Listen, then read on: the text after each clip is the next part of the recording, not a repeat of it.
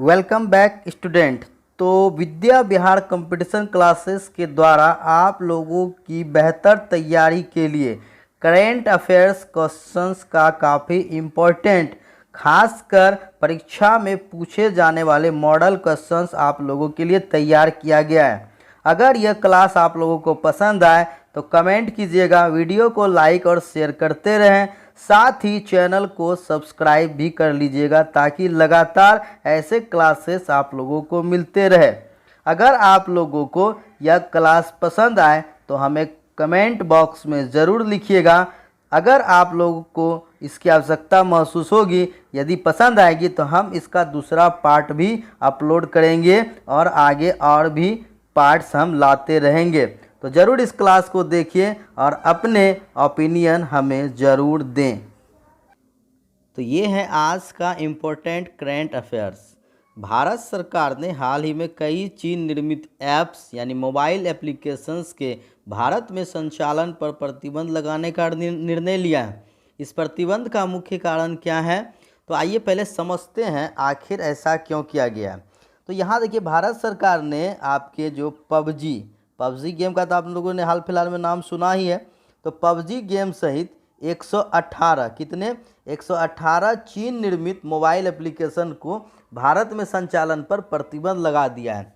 देश के इलेक्ट्रॉनिक्स और सूचना प्रौद्योगिकी मंत्रालय ने यह निर्णय सूचना प्रौद्योगिकी अधिनियम की धारा 69A के तहत लगाया है। 69A के तहत लगाया है और भारत की संपूर्ण संप्रभुता और अखंडता, भारत की रक्षा, राज्य की सुरक्षा और सार्वजनिक व्यवस्था के लिए नुकसानदेह होने के कारण ही इस ऐप को भारत में बिल्कुल यहाँ पर प्रतिबंधित किया गया है। यानी कि इसका जो सही जवाब है क्यों बंद किया गया है, ऑप्शन सी, भारत की संप्रभुता और सुरक्षा के लिए नुकसानदेह होने के कारण। तो आइए बढ़ते हैं नेक्स्ट क्वेश्चन की ओर। अगला क्वेश्चन है, विश्व नारियल दिवस यानी वर्ल्ड कोकोनट डे कब मनाया जाता है। तो देखिए, विश्व नारियल दिवस 2 सितंबर को मनाया जाता है हर साल। और ये 2 सितंबर को क्यों मनाया जाता है, इस दिवस को मनाने का जो उद्देश्य है वो है नारियल की उपज को बढ़ाने के लिए जागरूकता पैदा करना। एशिया प्रशांत नारियल समुदाय, जिसे हम लोग कहते हैं एशिया प्रशांत कोकोनट कम्युनिकेशन यानी कि कम्युनिटी APCC, ये जो है इसके द्वारा वर्ष 2009 से इसका आयोजन कब से किया जाता है, वर्ष 2009 से किया जाता है। तो आई बात समझ में, कब होता है, 2 सितंबर को होता है और 2009 से होता है। बढ़ते हैं नेक्स्ट क्वेश्चन की ओर। अगला क्वेश्चन है कि राष्ट्रीय सांख्यिकी कार्यालय NSO द्वारा हाल ही में जारी आंकड़े के अनुसार चालू वित्त वर्ष यानी कि 2020-21 की पहली तिमाही में भारत की विकास दर क्या है। तो ये तो अभी हाल फिलहाल में काफ़ी चर्चा में रहा है, -23.9% यानी कि 23.9% की गिरावट हुई है। तो राष्ट्रीय सांख्यिकी कार्यालय जो है यानी NSO, नेशनल स्टैटिस्टिक्स ऑफिस, ये चालू वित्त वर्ष 2020-21 की पहली तिमाही यानी अप्रैल जून के आर्थिक विकास के आंकड़े हाल ही में जारी किए हैं। और इन आंकड़े के अनुसार स्थिर मूल्य 2011-12 पर, स्थिर मूल्य कौन सा, 2011-12 पर देश की GDP 26.90 कितनी थी, 26.90 लाख करोड़ थी।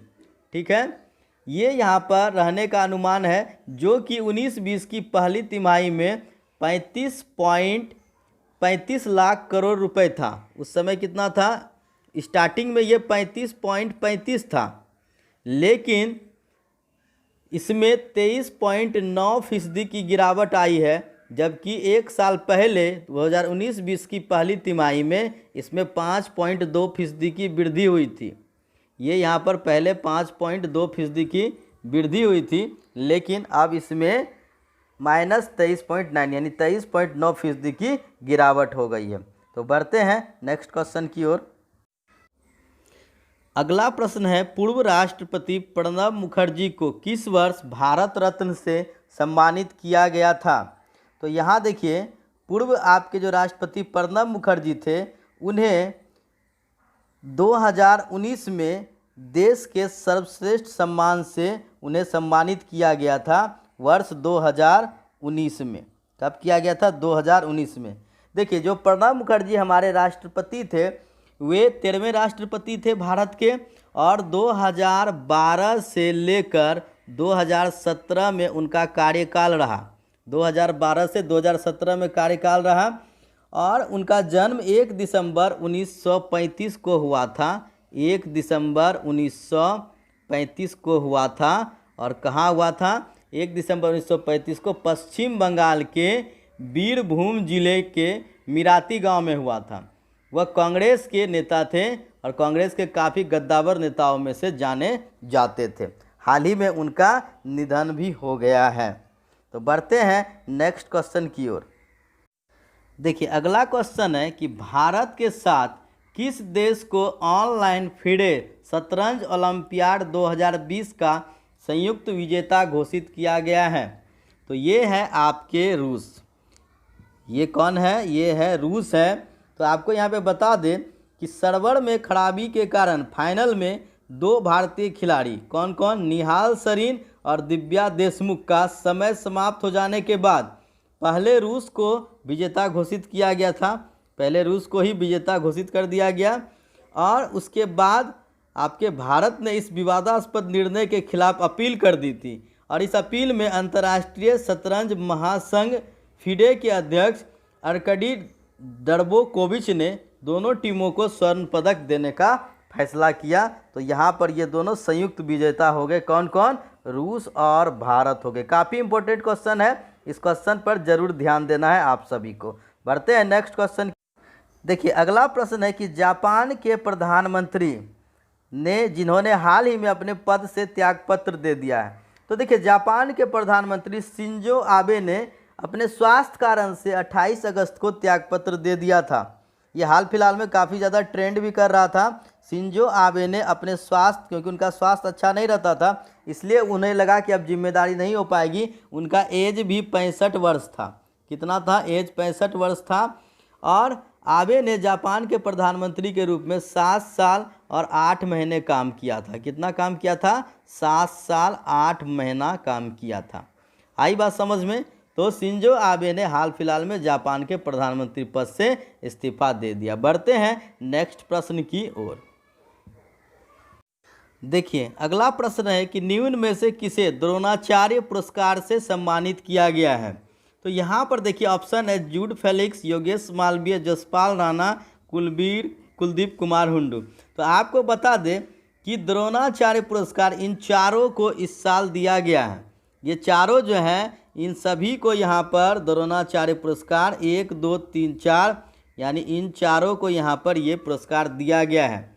और द्रोणाचार्य पुरस्कार उन प्रशिक्षक को दिया जाता है, यानी कोच को दिया जाता है, जिन्होंने कि अंतर्राष्ट्रीय स्पर्धाओं में जो मेडल जीतने वाले खिलाड़ी होते हैं, वो जिनके कोच, उनके कोच को दिया जाता है जिनके खिलाड़ी मेडल जीतते हैं। इस पुरस्कार का प्रारंभ आपके 1985 से प्रारंभ हुआ था। कब से हुआ था? 1985 से प्रारंभ हुआ था। और द्रोणाचार्य पुरस्कार विजेता को 5 लाख रुपए का नगद इनाम दिया जाता है। कितना दिया जाता है? 5 लाख रुपए का नगद इनाम दिया जाता है। और साथ में लघु प्रतिमा, यानी एक छोटी सी मूर्ति जो है वो द्रोणाचार्य की, और प्रमाण पत्र भी ये दिया जाता है। ठीक है, तो चलिए बढ़ते नेक्स्ट क्वेश्चन की ओर। देखिए, ये काफ़ी इंपॉर्टेंट क्वेश्चंस है, कई बार एग्जाम्स में पूछे भी गए हैं। राजीव गांधी खेल रत्न पुरस्कार प्राप्तकर्ता को प्रदान की जाती है। तो कितने रुपए प्रदान की जाती है? देखिए, राष्ट्रीय खेल पुरस्कार प्राप्तकर्ता को दिए जाने वाले धनराशि में बढ़ोतरी की गई है। इसकी आधिकारिक घोषणा खेल मंत्री किरण रिजिजू ने 29 अगस्त को यहाँ पर कर दी गई है।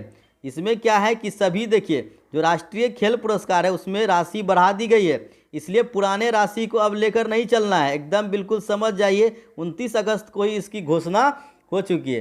तो राजीव गांधी खेल रत्न पुरस्कार पहले 7.5 लाख रुपए दी जाती थी, लेकिन अब उसे बढ़ाकर सीधे 25 लाख रुपए कर दिया गया है। यानी अब जो है राजीव गांधी खेल रत्न पुरस्कार जो प्राप्त करते हैं उनको 25 लाख रुपए राशि प्रदान की जाती है। चलते हैं नेक्स्ट क्वेश्चन की ओर। अगला इंपॉर्टेंट प्रश्न है कि निम्न में से किनके जन्मदिन पर राष्ट्रीय खेल दिवस मनाया जाता है। तो देखिए, आप लोग तो सभी जानते हैं कि राष्ट्रीय खेल दिवस हर साल 29 अगस्त को मनाया जाता है। कब मनाया जाता है हर साल? ये 29 अगस्त को मनाया जाता है।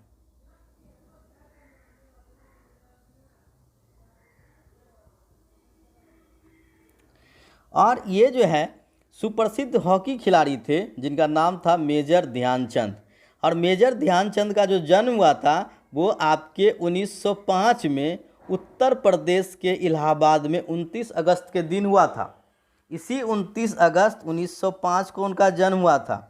तो उन्हें हॉकी का जादूगर कहा जाता था। और उन्हीं के नाम पर, यानी कि किनके नाम पर? मेजर ध्यानचंद के नाम पर हर साल राष्ट्रीय खेल दिवस 29 अगस्त को मनाया जाता है। चलते हैं नेक्स्ट क्वेश्चन की ओर। देखिए है कि परमाणु परीक्षण के खिलाफ अंतर्राष्ट्रीय दिवस कब मनाया जाता है। तो देखिए, यहाँ पर आप लोग को बता दें कि प्रत्येक वर्ष यह भी 29 अगस्त को ही मनाया जाता है। ये भी जो है आपका, देखिए ये याद रख लीजिए, राष्ट्रीय खेल दिवस और परमाणु परीक्षण के खिलाफ अंतर्राष्ट्रीय दिवस दोनों 29 अगस्त को ही मनाया जाता है। प्रत्येक वर्ष 29 अगस्त को यह दिवस मनाया जाता है। इस दिवस को मनाने का उद्देश्य है कि परमाणु हथियार से जो नुकसान हो रहा है उसके क्या साइड इफ़ेक्ट हैं, उसके बारे में लोगों को यहाँ पर जानकारी दी जाती है।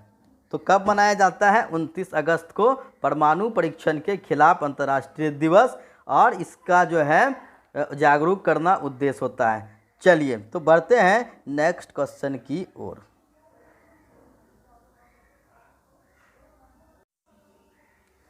देखिए अगला प्रश्न है, मारिके लुकास रिजनेवेल्ड को निम्न में से किस पुस्तक के लिए वर्ष 2020 का अंतर्राष्ट्रीय बुकर पुरस्कार प्रदान किया गया है। तो यहाँ देखिए, ये जो पुरस्कार है ये इसे किस बुक के लिए किया गया है? तो वो पुस्तक है आपका द डिस्कम्फर्ट ऑफ इवनिंग, इसके लिए किया गया है। देखिए रिजनेवेल्ड को यह पुरस्कार इस आपके जो है ये डिस्कम्फर्ट ऑफ इवनिंग इसके लिए किया गया है। यह पुस्तक ग्रामीण नीदरलैंड का एक कट्टर ईसाई समुदाय का एक किसान है, उसी किसान परिवार की पूरी इसमें कहानी दी गई है। इस पुस्तक को पहली बार किस भाषा में किया गया था? डच भाषा में। और कब किया गया था? प्रकाशित 2018 में किया गया था। मिशेल हचिसन ने इस पुस्तक का अंग्रेजी में अनुवाद किया है। यह पुरस्कार मूल बुकर पुरस्कार से अलग है और इसका लक्ष्य है विश्व भर में अच्छे उपन्यास को अधिक प्रकाशन और उसे पढ़ने के लिए प्रोत्साहित करना। यानी जो अंतर्राष्ट्रीय बुकर पुरस्कार दिया जाता है वो किसी खास पुस्तक को लोगों के बीच काफ़ी ज़्यादा रोचक बनाने के लिए, ये उसे प्रोत्साहित करने के लिए दिया जाता है। तो क्लियर है। बढ़ते हैं नेक्स्ट प्रश्न की ओर। देखिए अगला प्रश्न है कि उड़ान योजना संबंधित है। उड़ान योजना किससे संबंधित है? तो देखिए ये जो है आपके उड़ान योजना संबंधित है आपके देश के जो क्षेत्रीय इलाकों में आपके आम नागरिकों के लिए जो विमान सेवा दी जाती है उनसे यहाँ पर संबंधित होता है। सरकार ने क्षेत्रीय हवाई संपर्क योजना उड़ान, उड़े देश के आम नागरिक, इससे कहा जाता है उड़े देश के आम नागरिक। इसका जो स्लोगन है वो क्या है आपके? उड़े देश के आम नागरिक।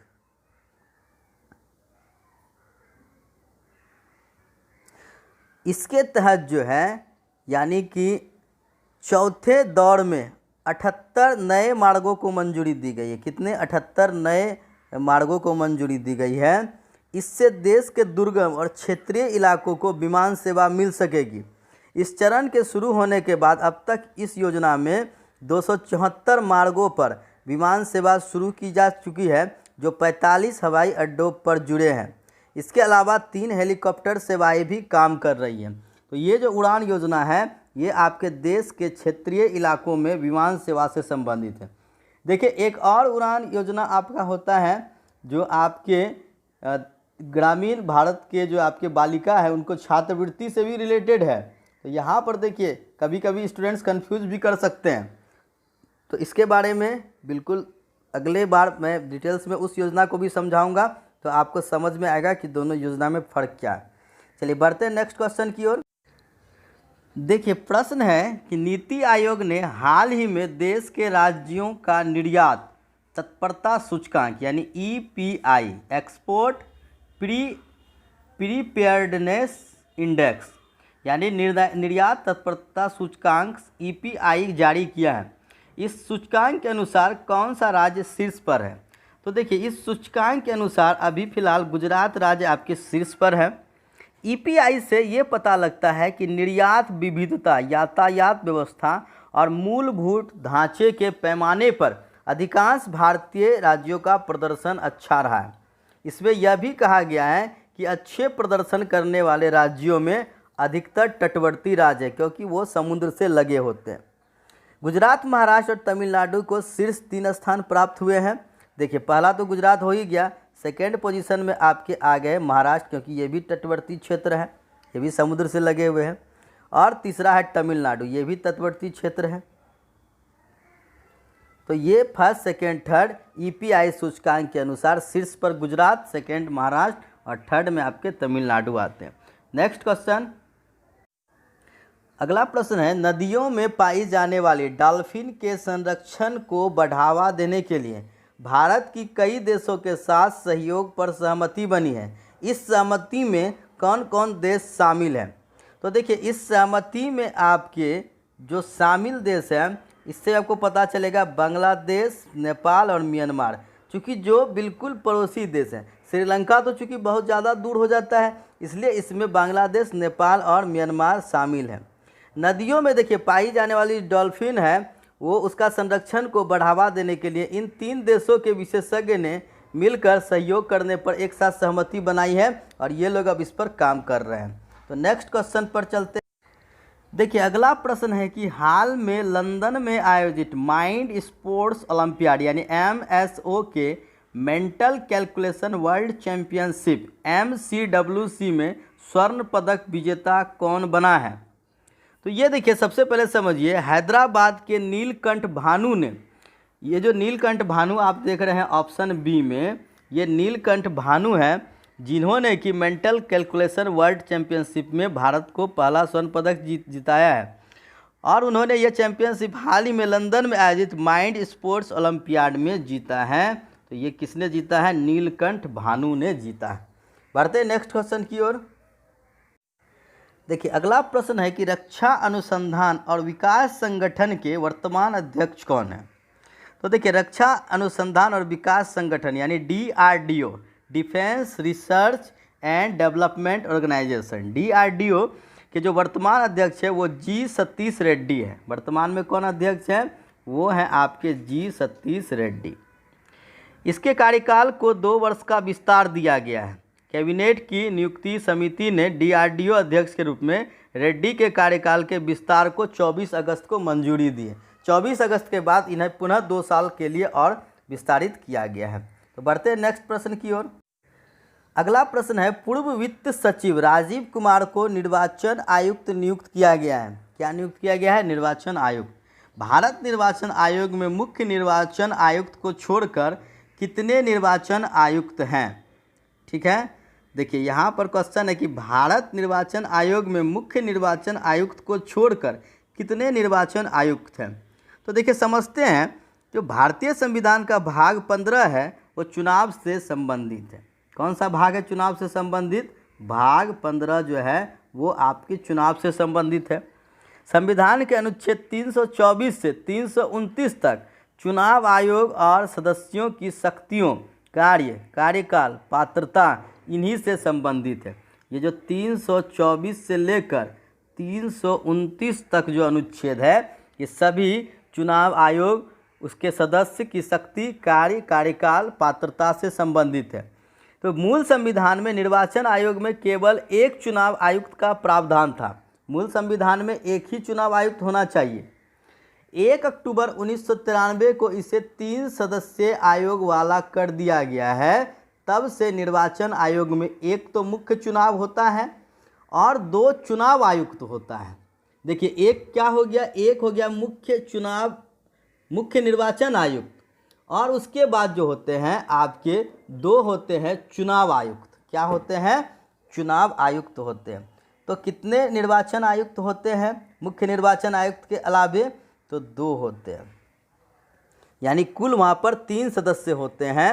और ये कब से लागू है? ये आपके 1 अक्टूबर 1993 से ये लागू है। और ये संविधान के किस भाग में है? भाग 15 में, और अनुच्छेद 324 से 329 में इसका वर्णन किया गया है। क्लियर है? तो बढ़ते हैं नेक्स्ट क्वेश्चन की ओर। अगला प्रश्न है कि किस तिथि से सोने के आभूषणों पर हॉलमार्क का चिन्ह अनिवार्य कर दिया गया है? तो ये देखिए इसका जो सही जवाब है वो है 1 जून 2021। यानी अब जो आप 1 जून 2021 से कोई भी सोना होगा तो सोने के आभूषण या कोई भी अन्य सामान है उस पर हॉलमार्क का चिन्ह होना अनिवार्य है। बिना हॉलमार्क के जो भी सोने की खरीद बिक्री की जाएगी उसे अवैध माना जाएगा 1 जून 2021 से। बढ़ते नेक्स्ट प्रश्न की ओर। तो अगला प्रश्न है कि हाल ही में आयोजित आसियान भारत नेटवर्क थिंक टैंको AINTT की 6ठी गोलमेज बैठक में किसने हिस्सा लिया था? तो यहाँ पर देखिए आपके आसियान भारत नेटवर्क थिंक टैंको यानी AINTT की 6ठी गोलमेज बैठक 20 अगस्त को वीडियो कॉन्फ्रेंसिंग के माध्यम से की गई थी। क्योंकि अभी कोरोना में जो भी बैठक हो रही है वो तो वर्चुअल हो रही है, तो 20 अगस्त को वीडियो कॉन्फ्रेंसिंग में हुई थी। और इस बैठक में विदेश मंत्री S जयशंकर ने हिस्सा लिया था। किसने हिस्सा लिया था? विदेश मंत्री S जयशंकर ने। यानी आसियान भारत नेटवर्क थिंक टैंकों की जो 6ठी गोलमेज बैठक हुई है उसमें विदेश मंत्री S जयशंकर ने भाग लिया। तो आज के यहाँ पर जो हमारा ये सेशन था करेंट अफेयर्स का, तो ये आज के लिए बस इतना ही क्वेश्चन। इसका नेक्स्ट सेशन भी हम जरूर तुरंत ही डालने वाले हैं। तो बिल्कुल अगर आप लोग कमेंट करेंगे अच्छा लगा होगा, और इस पर अगर आप लोग का कमेंट मिलेगा तो मैं तुरंत ही इसका दूसरा भी पार्ट में आप लोगों को दूंगा। और बिल्कुल यही प्रश्न है जो कि आपको इसी से आधारित टॉपिक से प्रश्न RRB NTPC ग्रुप डी में पूछे जाएंगे निश्चित रूप से। और इसमें से बहुत सारे क्वेश्चंस आपको हूबहू भी आ सकते हैं। बिल्कुल जब आप एग्ज़ाम्स के बाद आएंगे तब आप इस वीडियो को मिलाकर देखेंगे तो आपको समझ में आएगा। लेकिन टॉपिक जो है इस टॉपिक पर आप लोगों को काफ़ी ज़्यादा मेहनत करने की ज़रूरत है, और ये सभी टॉपिक से आपके क्वेश्चन रिलेटेड रहेंगे। तो मिलते हैं अगले वीडियो में। आज के लिए बस इतना ही। गुड बाय, जय हिंद, जय भारत।